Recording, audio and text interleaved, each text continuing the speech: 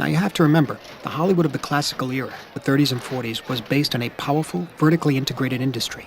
The studios, particularly the five majors, MGM, Warner Brothers, Paramount, RKO, and Fox, controlled every phase of the process: production, distribution, even exhibition, as they owned their own chains of theaters worldwide. To produce 50 pictures a year, each studio held its stars, its writers, directors, producers, and an army of skilled technicians under long-term contracts. They even cultivated a recognizable style or a look in their films. MGM was more of a dream world, where everything was idealized and somewhat sentimentalized. And that came, I think, from L.B. Mayer. Now, if you worked at MGM, you had to adjust to the MGM style, and it was quite different from the Warner Brothers or the Paramount style.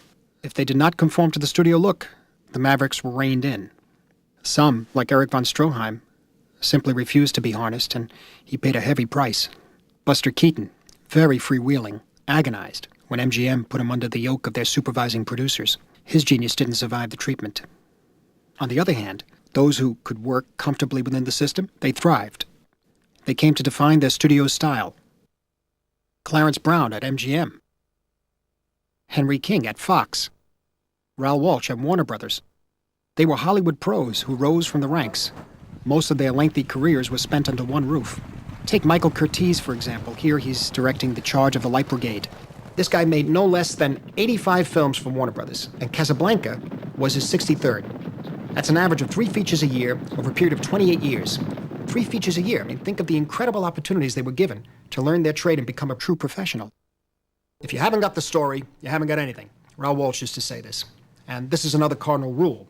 The American filmmaker has always been more interested in creating fiction than revealing reality. I mean, early on, the documentary form was discarded or relegated to a marginal status. For better or for worse, the Hollywood director is an entertainer. He's in the business of telling stories. He's therefore saddled with conventions and stereotypes, formulas and cliches, and all these limitations were codified in specific genres. This was the very foundation of the studio system. Audiences loved genre pictures, and the old masters never seemed reluctant to supply them.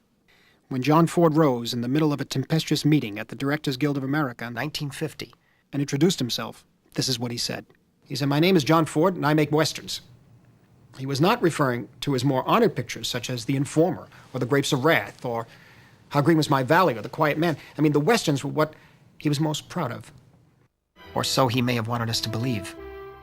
Eventually, film genres would serve to organize assembly line production. Each studio made so many westerns, so many musicals, so many gangster films, and so forth. Edwin S. Porter's The Great Train Robbery. This was one of the first attempts at scripting a story, and fittingly, it was also a western.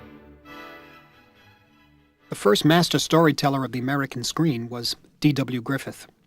His sensibility was steeped in a literary tradition, that of Dickens and Tolstoy, Frank Norris, and Walt Whitman.